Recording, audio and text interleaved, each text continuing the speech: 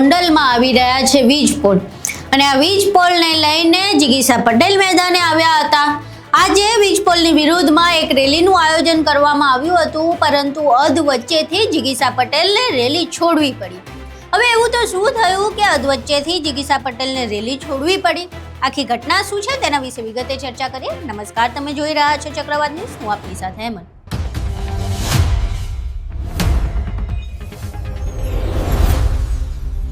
જેતપર અને કોંઢની વીજ પોલની સમસ્યા તો હજુ ખતમ નથી થઈ, ત્યાં હવે ગોંડલમાં વીજ પોલ આવવાની ઘટના સામે આવી છે।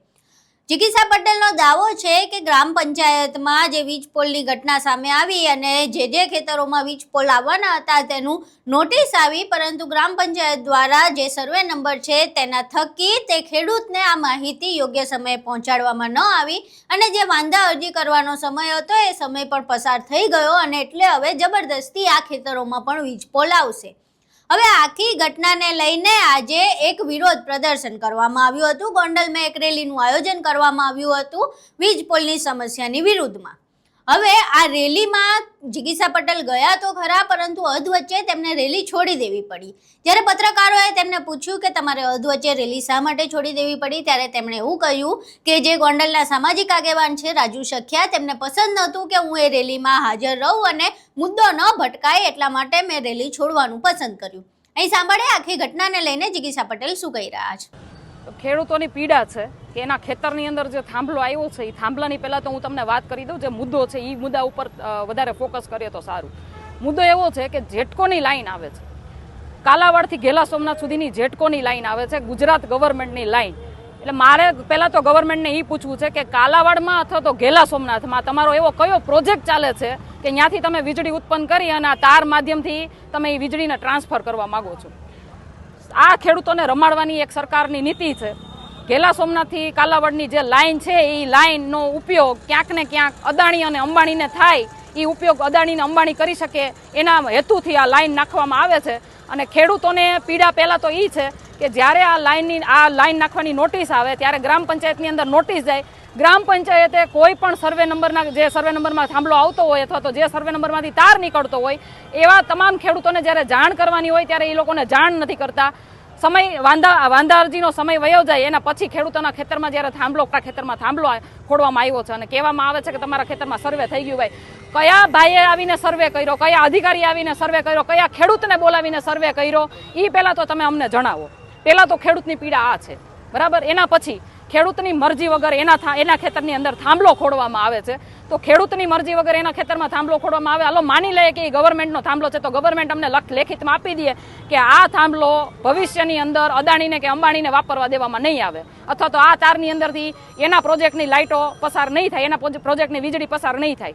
અને આ વાતનો વાંધો એટલા માટે છે, જો આ વીજળી દેશ હિતમાં ક્યાંય વપરાવાની હોય તો અમને કોઈ વાંધો નથી, અમે રાજી ખુશીથી ન્યોછાવર કરી દેવા માટે તૈયાર છીએ।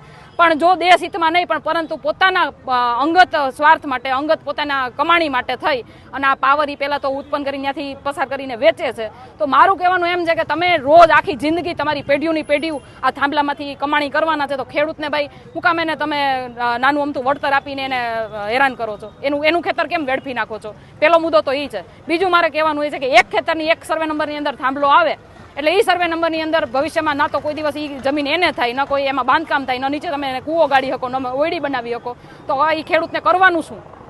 એ જમીન વેચવા જાય એટલે એને વીઘે જે ભાવ મળતો હોય એના કરતાં હાવ ઓછો ભાવ મળે, તો એ નુકસાનનું વળતર કોણ ભોગવે?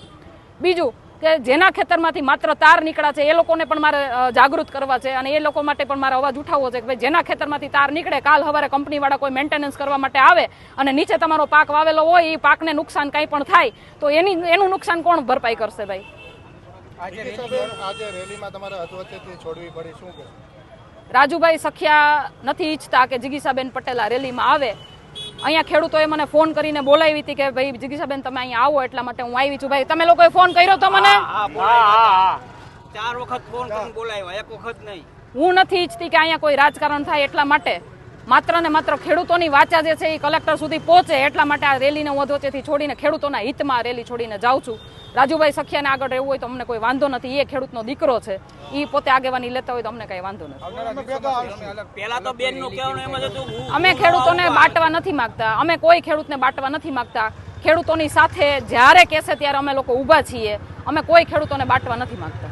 આ જે પીડા છે એ ખેડૂતોની છે, કોઈ રાજકારણની નથી, કોઈ રાજકીય પક્ષની નથી, કોઈ વ્યક્તિગત માણસની નથી. પણ કોઈને વાંધો હોય તો અમે શાંતિથી હટી જવા માટે તૈયાર છીએ.